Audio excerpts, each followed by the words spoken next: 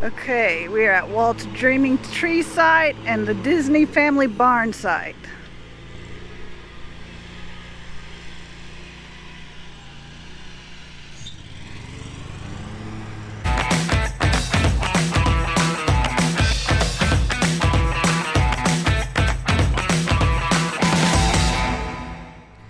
And there's a lawnmower where they're mowing. Looks like the path to get out there, but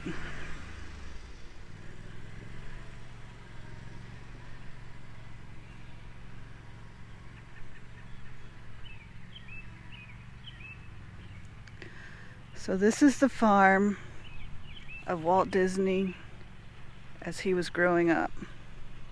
Now his house, his childhood home, is on the other side of the bushes over there. I'll try to get a picture of it before we leave. This does belong to the family that bought the house, but they're still kind enough to let people come and walk on the farm where Walt Disney grew up.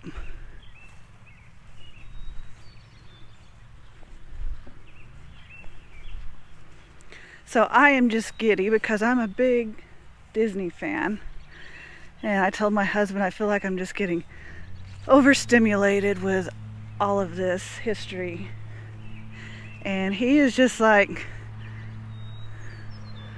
oh, stop being that way. But he did dress in his Disney best for me. He's got his Goofy shirt on and his Norway Mickey Mouse hat.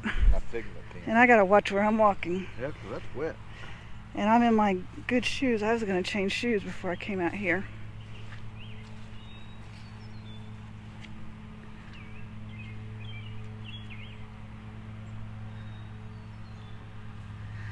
Soil from the Magic Kingdom and water from the rivers of America were lovingly mixed with soil from this iconic farm during the planting ceremony. So Walt's actual tree was here in this location, but I think it got hit by lightning or something happened and it died. Okay, there it is, the sign, the original dreaming tree. We'll see what the real facts are.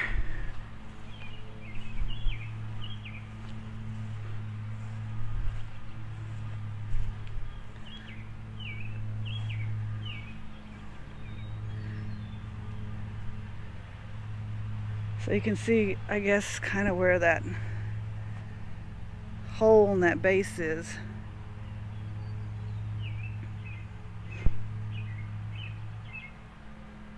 So they bought this farm in 1906.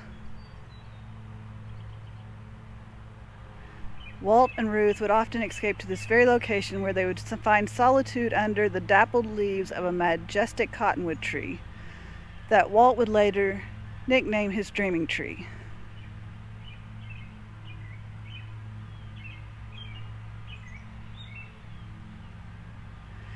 Walt often credited this exact location as the birthplace of his creativity. Oh, right down there below, it said free saplings were produced by seeds harvested at the tree that you're looking at, planted by his grandson Bradford Disney,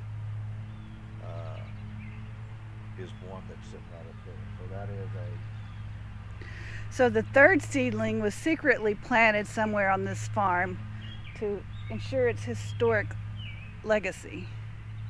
So there's a third one hid somewhere too. So it says they have a typical lifespan of between 70 to 100 years. Yes, it was struck by lightning in 2008.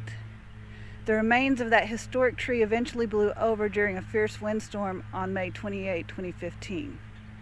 So it was setting, they got this little fence to protect the area,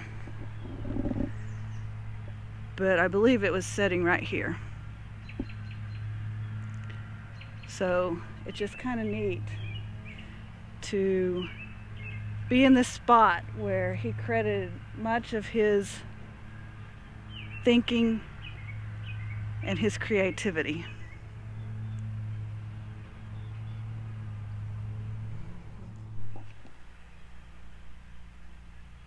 45 acres.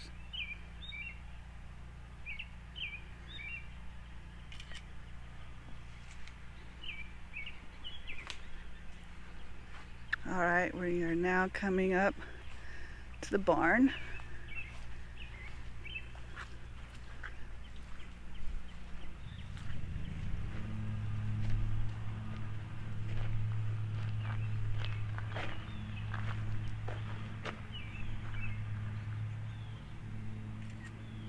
So this is actually a set he had made for a film of his old barn from his memory as a child. So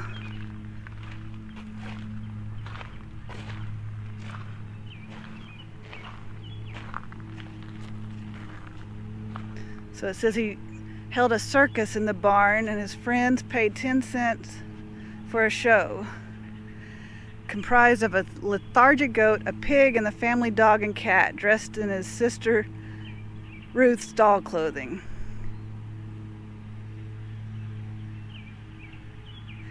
If you deliver more than your audience expects, they will never be disappointed.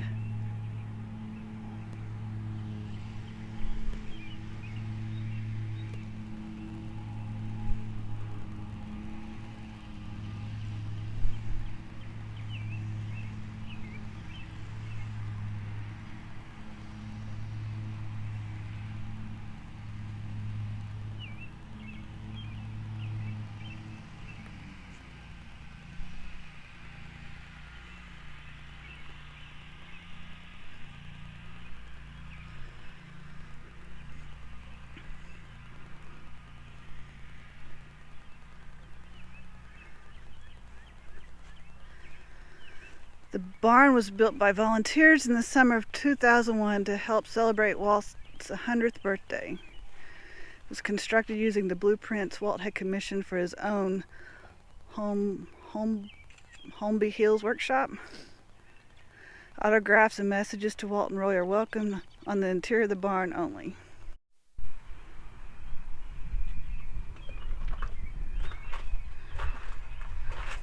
Okay, I can't tell you how long I have wanted to come here.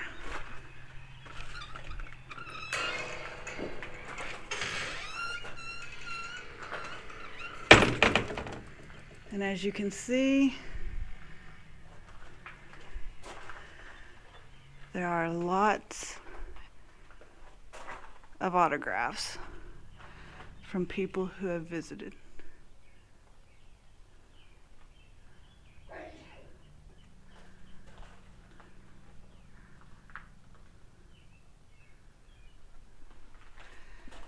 And once again, I'm always pretty good about finding Justin Scard's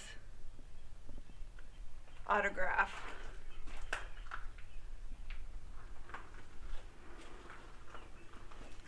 I found his autograph under the Route 66, in the Route 66 tunnel under Route 66 in, now I can't think of where that little town is. But I did a video of it. Now this is really neat. I heard that these benches were brought from either Disneyland or Walt Disney World to be signed.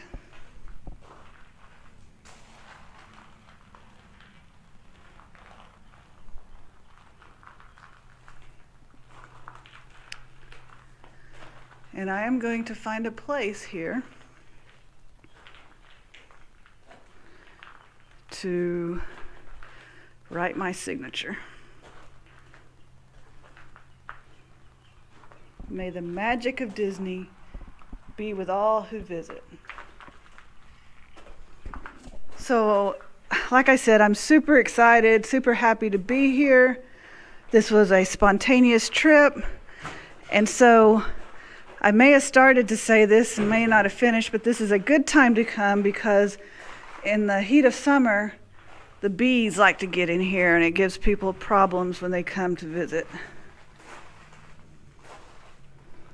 Somebody left a plastic pumpkin that says Happy Autumn, Walt and Roy.